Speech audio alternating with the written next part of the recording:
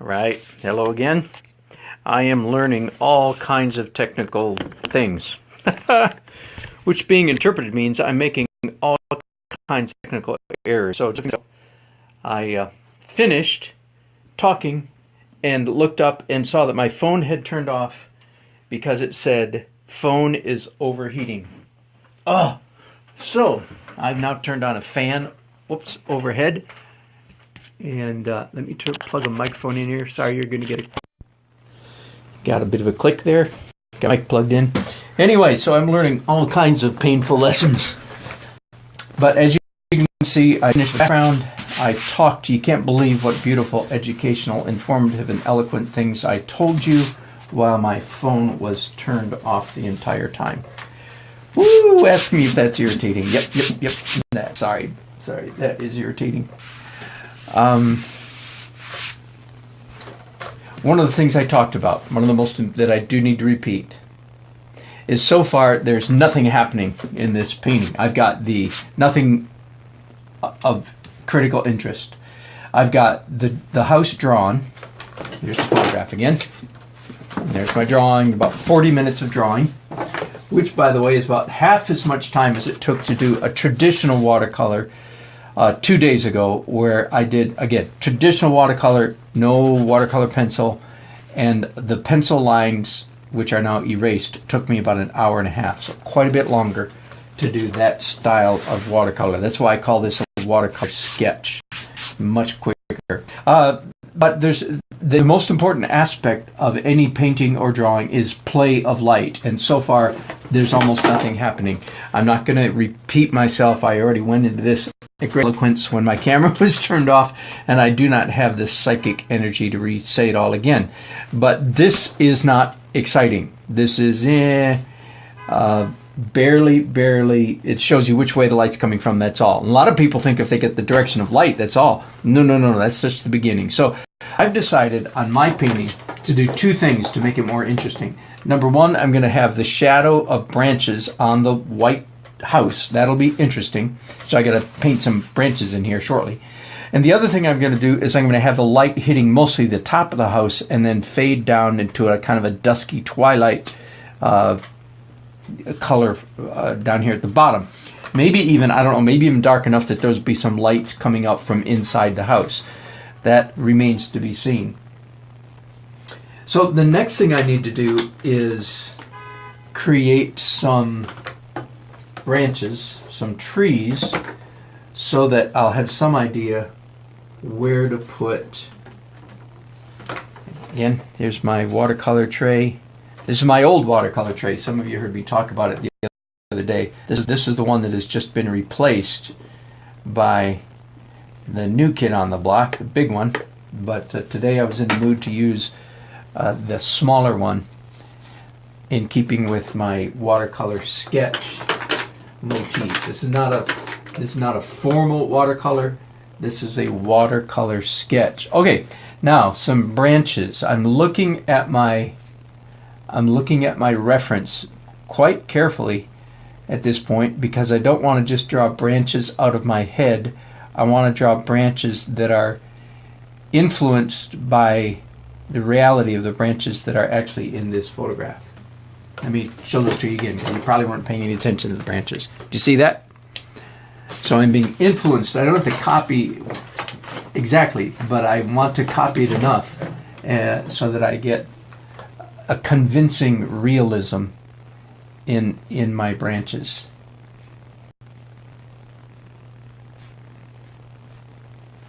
I discovered several years ago, by the way, that I actually enjoy plein air painting. Here in North Carolina, I enjoy painting, plein air painting in many respects. In the winter, more than I enjoy it in the summer, partly because in the winter the trees are bare, and I really enjoy painting bare trees. Plus, when the trees are bare, you can actually see the things, the buildings in my case. Since you probably know I do a lot of architecture, even especially in my plein air painting. You can see the buildings better when the trees are bare, just like I'm doing right here. Okay, so is that a believable branch? I'm not done with it yet, but I'm off to a start. I want to give the impression, as is real this is really the case in the real life here. I want to give the impression that there's a tree over here. And part of that is so that I can justify putting shadows of the branches on the house.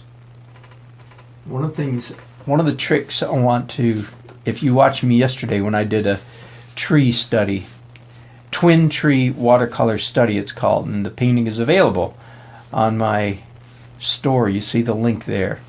Yesterday's painting and today's painting will both be available. One of the tricks to make trees look as though they're three-dimensional, not just flat, is to use different colors for the branches.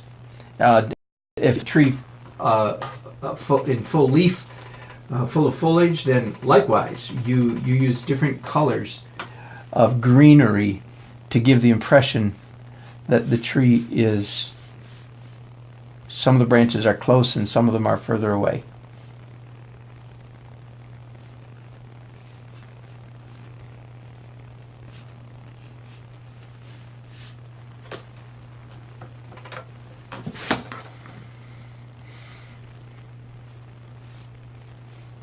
Now, some of you might be disturbed slightly that I'm making branches go in front of this house, but I actually find it creates a more interesting image than if the house is just sort of floating in space all by itself, not in an environment. So I think that I'm making the house look better by putting branches in front of it. Now, it takes a little bit of nerve to do that because, as you know, I feel like I worked pretty hard to try to get those lines in the right place, and here I am obliterating them. But I trust myself that the effect will be worth it. So I'm now casting the house. I'm going to do some branches over here as well. The main tree is going to be over here, secondary branches over here, which is ironically accurate to the way the photograph is that I'm looking at. It didn't need to be accurate, but as a matter of fact, it is. That's the way it is in real life. There's a more prominent tree on the right and a less prominent one on the left. That would have been a good idea to incorporate, even if it had not been literal to the photograph. Do you catch my drift? Yesterday, when I was doing those trees, I talked at some length about the danger of painting stick-ish, I usually call them sticky trees that have far, far too few branches.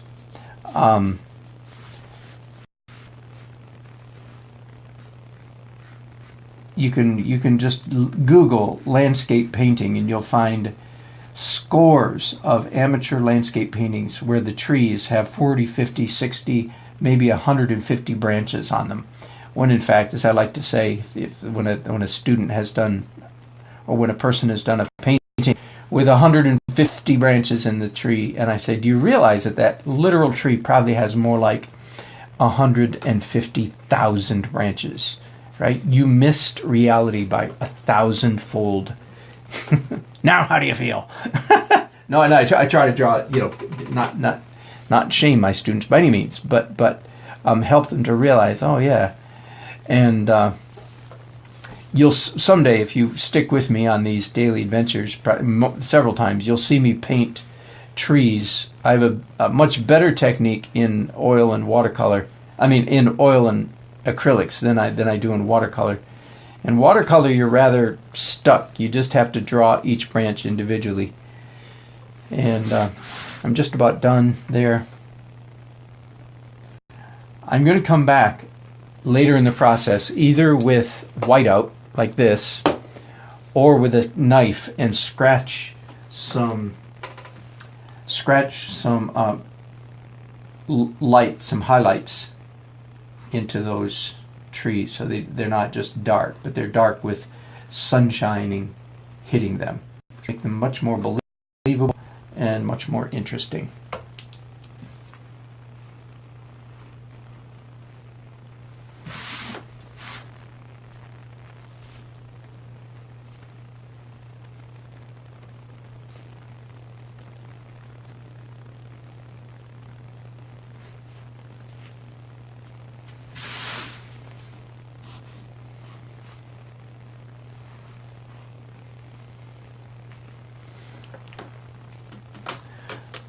I'm almost boring myself here. I hate to think how much I'm boring you by taking the time to draw all these branches one at a time. My goodness, how boring. At least try quickly to alleviate the encroaching yawn effect taking place among my audience.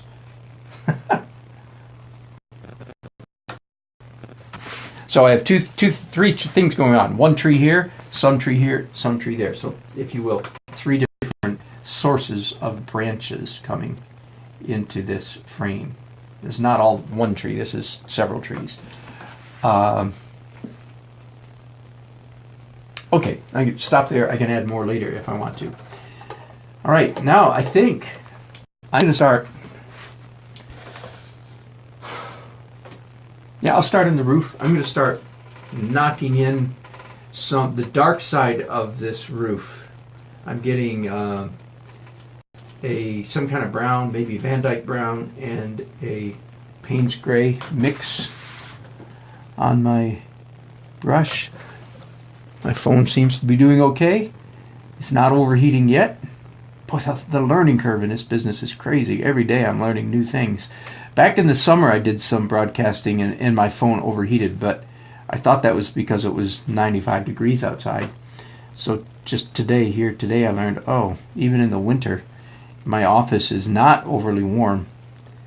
In fact, it's a little bit cool. That's why I'm wearing long sleeve t-shirt and long sleeve shirt. But even in this cool environment, my phone overheated. So evidently live streaming really heats up the phone. I know that it drains the battery juice really fast. I already learned that lesson.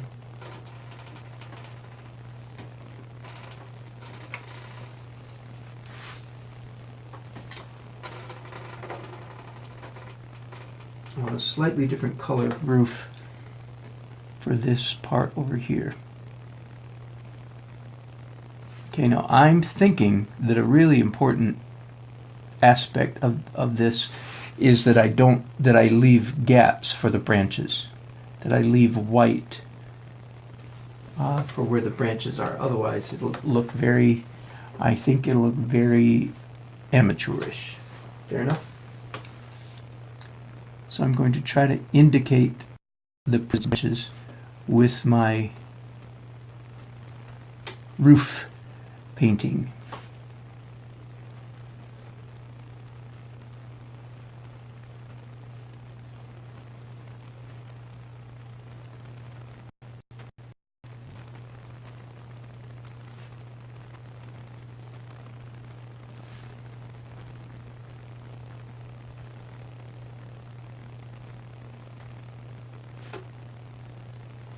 There, can you see that? So that makes it look a lot more like branches. That also means that I need to come back into this blue sky and do some scratching or some opaque paint up there. But while I'm at it, while I'm doing the dark side of roofs, let me go ahead and do this up here.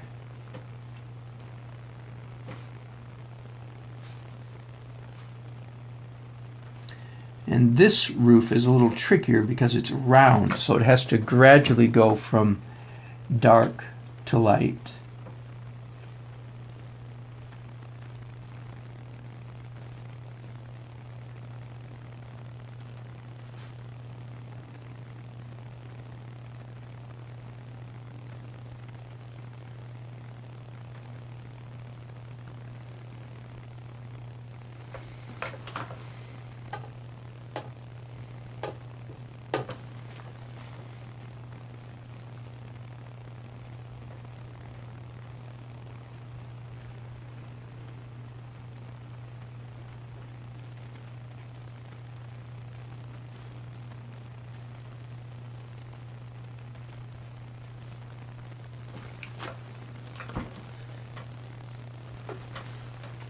Okay. Now, this roof over here is in the sun, but it has cast shadows on it, shadows from the other parts of the house. And I'm very fortunate that I don't have to make this part up. It's actually indicated in the photograph. So I don't have to try to guess where the shadows would fall. I spent lots of time in my career guessing where shadows would fall. It's a lot easier to have it all worked out for you in a photograph. So I'm fortunate in that regard. Here's a very important shadow right here, the shadow of this chimney on this roof. It's very important because it tells the viewer tons of exactly where the light is coming from, where the sun is in this scene. And then, of course, there's a shadow here of this gable. Again, boy, calculating where these shadows would fall if you didn't have a photograph would be extremely complicated. It could be done mathematically, you could figure it out, but it would take quite a bit of figuring out. So I'm really glad I don't have to do that. The photograph is helping me a great deal. There are a few other places where there's roofs, plural of roofs, roofs on this house. There's a roof, and there's a bit of a roof over here. Oh, and right here's a roof, of course. So while I've got this roof color on my brush, of course, it's easiest to go ahead and get it all done right now. This is the roof in shadow, roof in shade color. I might come back right away and do the sunny side of the roof. We'll see. Well, I'm very close to that right now because I just went. Yeah, let me go ahead and do that. So I'm going to add a little bit of brown to this so it's a warmer gray. And go ahead and hit that's too dark. Okay? Yay for Kleenex. Now, here's where some interesting things are going to start happening with the watercolor pencil. Because as you know, this whole drawing is outlined by watercolor pencil. That means when my wet brush hits one of those lines, I'm going to get a bloom like I did right there. Can you see that red?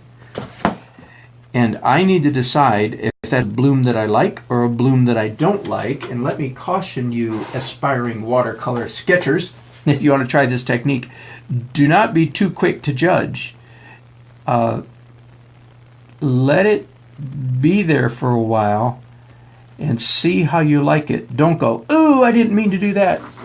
Let it be and see when that starts happening throughout the painting. In fact, that's one of the chief advantages of this technique of doing watercolor sketch underneath the watercolor painting. One of the chief advantages is a unified palette.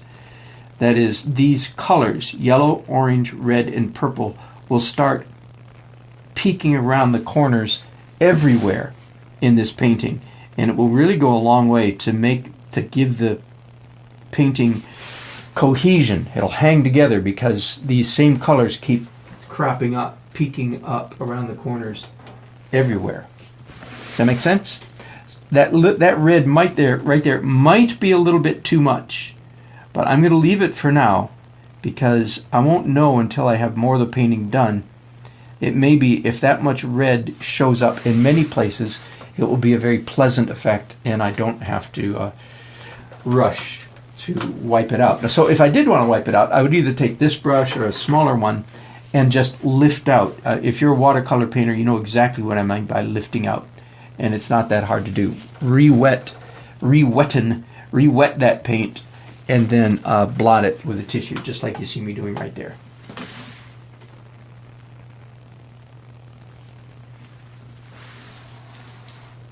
Okay, I think that's the end of the roof. Yay, that didn't take long. And the next thing I'm going to do then is tackle the shady side, the shadow side of this house. And here's what I'm going to do that. I'm going to, again, take my watercolor palette and remove most, I don't have to get perfect, but I remove most of that dark roof color. And I'm going to make my shadow definitely cool. Not that cool. Not that blue, but definitely blue-ish. And some purple, by the way. Purple, I want it cool blue. Cool, cool, cool blue. What the coolness of the shadow will do, I'm going to add some brown to that, by the way, gray it up a little bit. What the coolness of this shadow will do, make the remaining white side of the house appear warmer, even though I'm probably not going to do any paint on the white side of the house up here. Does that make sense? It's going to be white paper showing through. But if the shadows are cool, it will create an illusion that the light side of the house is warm. Okay, so I've got to get just the right amount of water on my brush, just the right amount of pigment on my brush, and that's too much. I'm looking once, twice, three times. There we go. I wanted about that intensity, I believe, is about right. Now, if I had to create that intensity with the tissue all the way along, that would be okay. That's not a bad way to go. But I want to try to get it so I can create the desire of color, the value I want, without using a tissue. But I'm not there yet. Okay? So that's a good match. A little bit more water on my brush then. Let me see if I can get this. There we go. Now, while I'm doing this, you'll really see the watercolor pencil bleeding come into play. It'll really begin to manifest strongly. Like that is quite purple because of the purple watercolor pencil. Of course, I need to decide if it's too purple. And so far, I don't think it is. So far, I think it's okay. It's purpler than I had intended. Oh, by the way, here's a good rule of thumb. You know, how many thumbs do you have? Anyway, how many will you allow me? How many rules of thumb will you allow me today? A good rule of thumb is people, generally speaking, given the choice, people prefer, yes, more color over no, less color. Did you get that? People prefer more color over less color. Given the choice, they like more intense color than they like dull, less intense color. So that's a rule that I'm playing by right now by allowing the watercolor pencil in particular to bleed up into my shadow that I'm putting on the house. Whoops, I missed a part of the roof. Okay, that kind of thing happens. I'll come back in a minute and get that.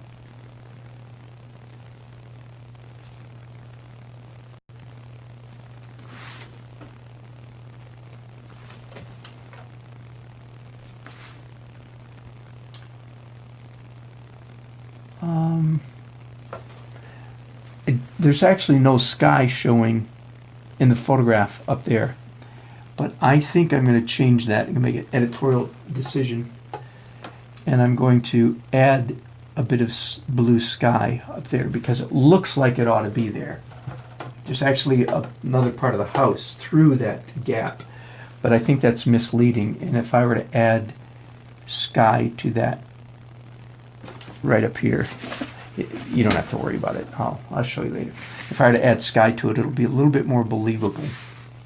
So I'll come back and do that as well. So I've got some roof to repair, if you will, to add in. And I've got some sky that I want to add in.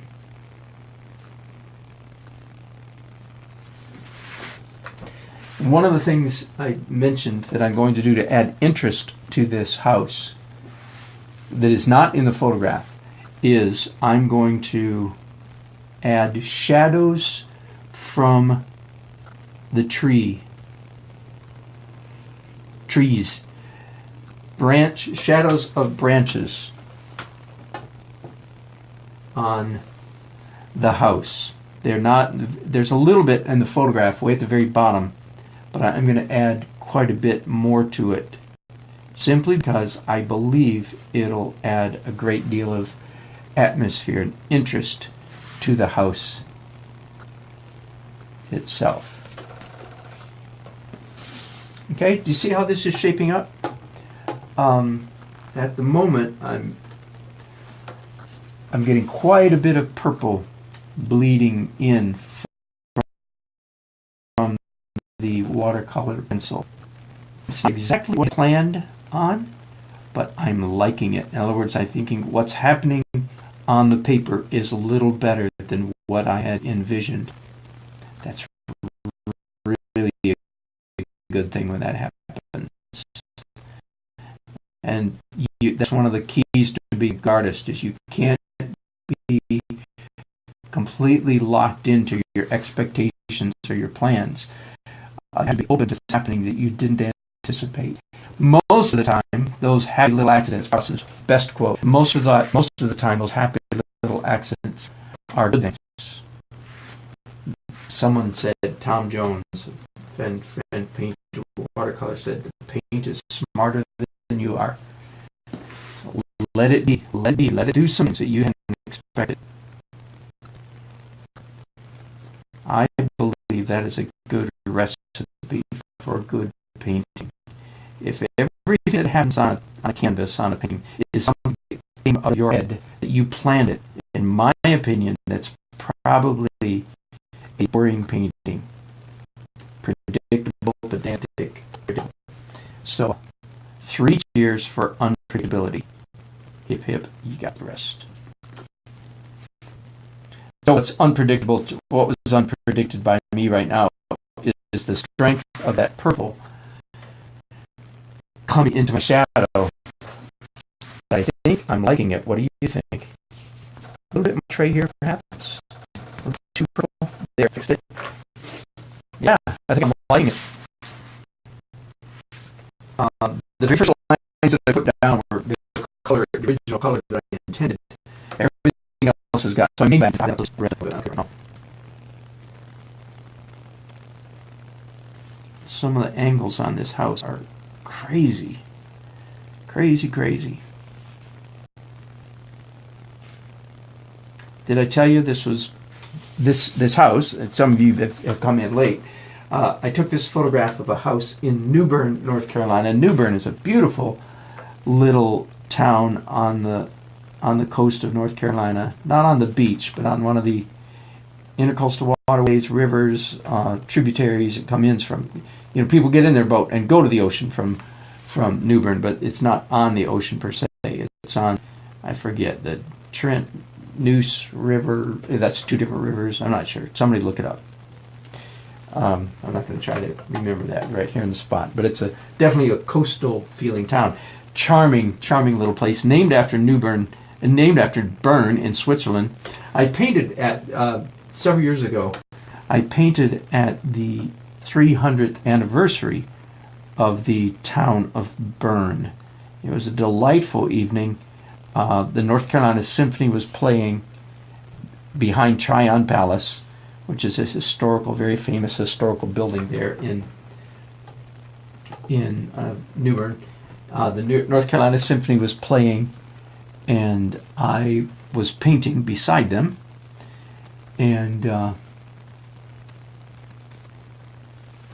then they auctioned off the painting at a gala fundraiser banquet afterwards, and they made a lot of money, and I made a lot of money, and everybody seemed very happy. And sometime after that, one of the premier galleries in New Bern said, "Hey, we saw you at that event. We want you in our gallery." So kudos to them. So I've had many delightful trips to New Bern over the last 5 or 6 years, however long it's been. Many delightful trips, and that's why I have photographs of New Bern and have done many paintings of New Bern, North Carolina, because I'm represented in Carolina Creations. Janet and Michael have been operating that gallery in that town for, I think, 26 or 27 years. delightful people.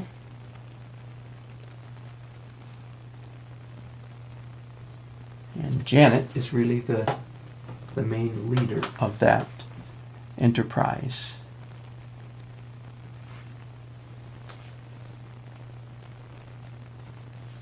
Huh. What do you think? You're getting, if you're watching, let me look at my phone, make sure it hasn't turned me off. No, okay. If you're watching, I think you're getting a good feel for why I enjoy this, what I call watercolor sketch technique. The watercolor pencil gets re-enlivened, of course, re-wetted when you hit it with a wet brush. And so I'm getting a lot of purple here, a little bit of green. No green. A lot of purple, a little bit of red. And I think it's a charming effect. Just in case somebody asks, they say, well, where did you learn this technique? I don't know. I made it up myself.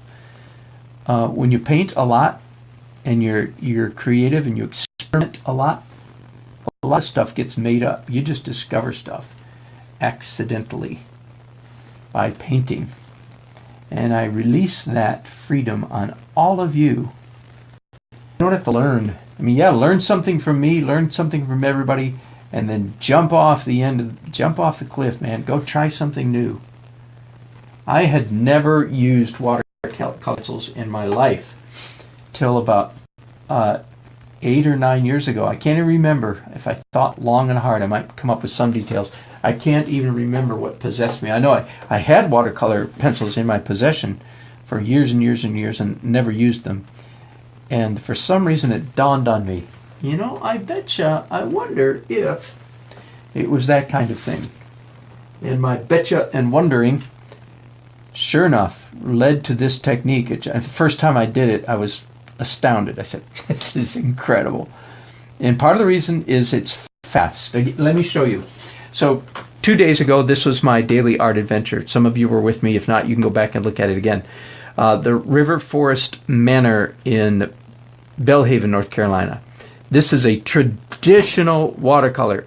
Graphite pencil and no pen and ink, no gouache. Actually, those 2 strokes right there are gouache. That's all. Everything else is done scratching and, you know, and just traditional. Took me about an hour and a half just to do the pencil drawing. Okay? This much more complicated house took me about 40 minutes to do the drawing. So that's part of the benefit of this crazy technique, is it's so much faster than traditional watercolor. And most of the time when I do watercolor paintings at weddings, this is what I do. So if pressed, I call it a watercolor sketch, so as to draw a distinction between this and real traditional watercolor technique. I do sometimes do weddings in watercolor straight up. Sometimes, however, I have to bring those paintings home and finish them, which is not my preferred method. I like to finish the painting right there during the reception. That is charming, isn't it? It's not anywhere near finished, and I'm not bragging. I'm celebrating, saying, "Whoa, I'm happy. That looks good." Now, I'm going to get a round brush out. This is a Winsor Newton Series 7, number 6, a large. I actually didn't buy this brush. I inherited this brush from an elderly artist who was liquidating her estate. Actually, her estate was being liquidated for her. And I was fortunate enough to be in the right place at the right time. And this is the second time that I've inherited art materials from deceased or retiring artists. And I'm always happy to do that, because every time I use, I'll tell you her name, not her last name, but every time I use Sherry's materials and tools, I honor her. I think of her. She was a very good artist. Sort of one of those, as far as I could tell, not really discovered during her lifetime. Not well known. Not nearly as well known as I am, and I'm not nearly as well known as I want to be. But she deserved to be well known. She was a very, very fine artist. I'm not being nice here. I'm being literal. Very fine artist. And really, I don't know where she lived her whole life. She did some professional work, but not a ton. She died before the proliferation.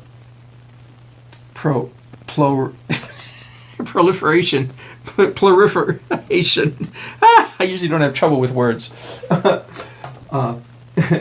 How's it spelled?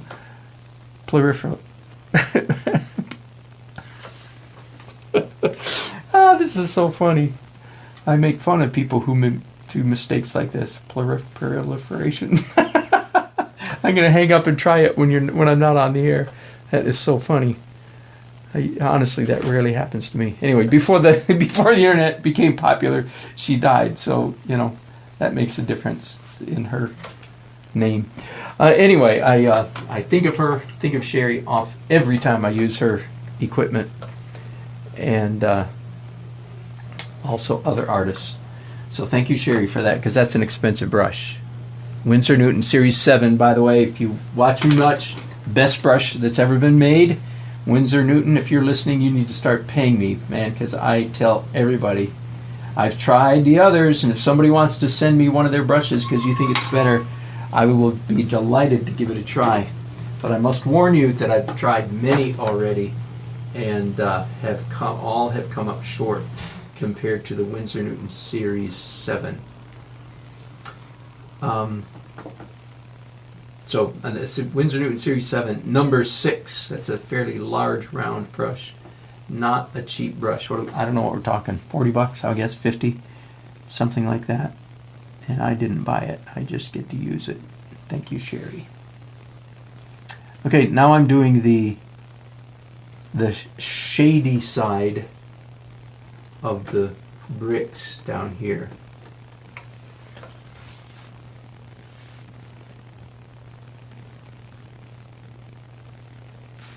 This house is quite unusual, and there are no. I don't know if they're going to plant them later, if they just landscaping. But I've seen several pictures. I mentioned I found some online.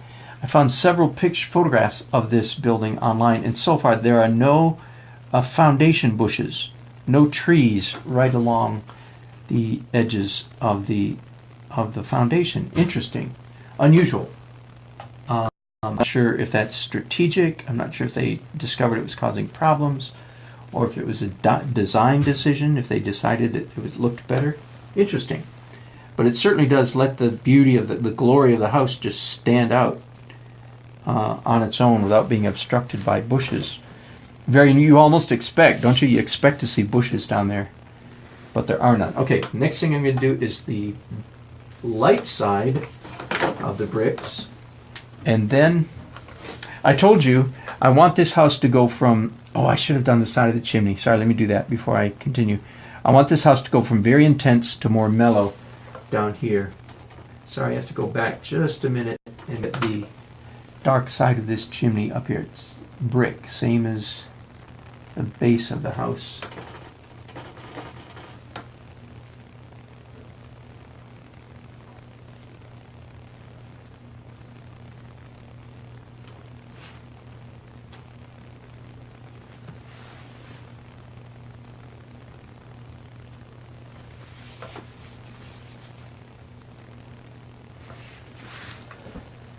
Let me see if there's any other. Nope. Okay, now to the sunny side of the brick. So I'm mixing up some yellow ochre and some kind of orange and something like a burnt sienna, for those of you who are keeping score. And I would say that's too dark, except that I want this part of the house to stay rather subdued and dark. So I'm going to leave it that color. that degree of darkness for now.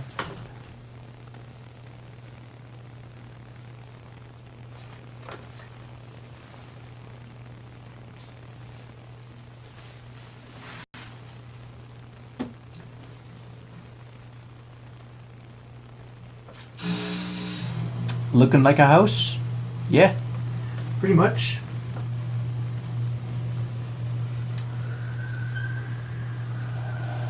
Now, let me think about this. This porch banister, I'm not sure what to call them. It's a low thing. It's made out of concrete, but I feel like the viewer won't really understand what's going on. So I'm going to make this part of it brick as well, make it orange brick, even though that's not accurate. But I feel like it'll be more understandable to the viewer if I do that. Is that all right? Thank you very much. Stairs, I can make those gray. I think that'll be all right. Now, while I'm still here in the brick color department, let me come in here and do some shadows on those bricks.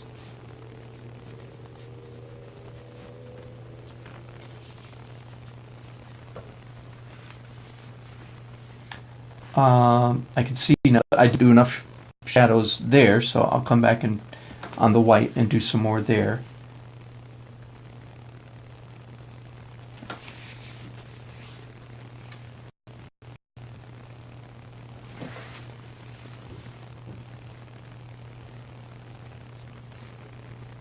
Okay, that's probably good enough, I think. Oh, I forgot the light side of the chimney.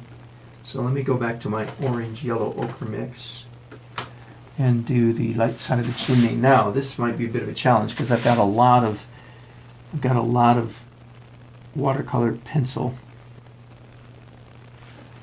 there. That'll do if I come back and simply darken the dark side of the chimney more. Then the light side will be then read as light enough. Some of you've heard my lecture number 72.5. The difference between the light side of a building and the dark side of a building is 5 degrees of separation on a 10-degree grayscale. Grayscale, a traditional grayscale, is 1 through 10. That's nothing new by me. It can go either way, but in the painting world, a 10 is black and a 0 is white, and then all the numbers in between are varying degrees of gray from white to black. And the difference between the dark side of a house and the light side of a house is 5 degrees, which means I'm not quite dark enough here, but I'm going to darken a little bit more. I'm coming over here to get some sandpaper. 2 quick tools. Where are they? I want a spoon. There's my spoon. And there's my sandpaper. You're wondering what I want a spoon for. I'll show you in a minute. First of all, sandpaper. I had to do some erasing down here. I'm getting all kinds of... Let me explain. I did some erasing because I had some spatters down here with a Mr. Magic cleaner. It's a household cleaner product, not an arts product. Mr. Clean Magic Eraser, but it left the paper very rough. So it's very dry now. I'm gonna sand off some of the knobs that were on the paper. And then I take a stainless steel spoon. I don't have to do this too hard. It's easy to do it too hard.